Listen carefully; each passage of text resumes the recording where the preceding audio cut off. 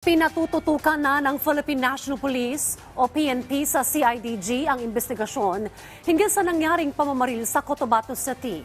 Sinampahan na rin ng reklamong ilang pulis na rumesponde sa insidente dahil sa obstruction of justice. Yan ang ulat ni Patrick De Jesus.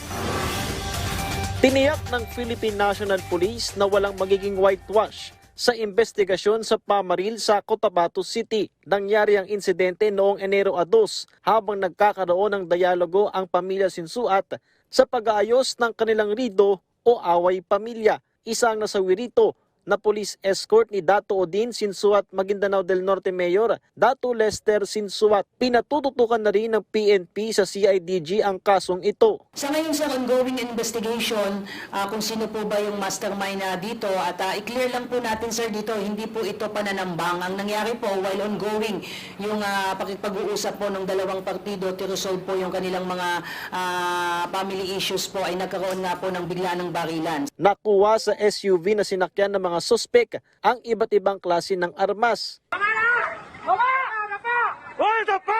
Apat ang inaresto at sinampahan ng kasong murder at illegal possession of firearms. Sa follow-up operation, 6 pa ang inaresto at sinampahan ng kaparehong mga reklamo. Mayroon ding mga pulis na sinampahan ng reklamo dahil sa obstruction of justice matapos makatakas ang isang individual na kasama sa grupo ng mga namaril. Hindi po ito binigyan ng special treatment, but ang nakikita natin, was there any lapses on the part ng mga PNP personnel na rumispondi dun sa area that led to the escape nga po nitong isang sinasabing isang personalities po. So nakita po kasi siya mismo doon sa mga CCTV na nakuha ng CIDG na dapat nakasama siya doon sa investigation at doon sa mga taong naaresto. How come he was able to elude at nakaalis po doon sa lugar? Tingin naman ng alkalde, mayroong third party na ayaw magkaayos ang kanilang pamilya kaya ginawa ang pamaril. Umaasa siya na magiging patas ang investigasyon. Kailangan ng CIDG at ang NBI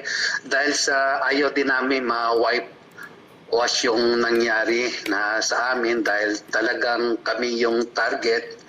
Bukod dyan, may namatay po sa aming mga kasamaan na isa sa mga PNP na nagsisecure doon sa area na yon. May request na rin po tayo kay Chief PNP na sana madagdagan tayo ng security dahil sa sobrang daming threat po sa atin. Patrick De Jesus para sa Bayan.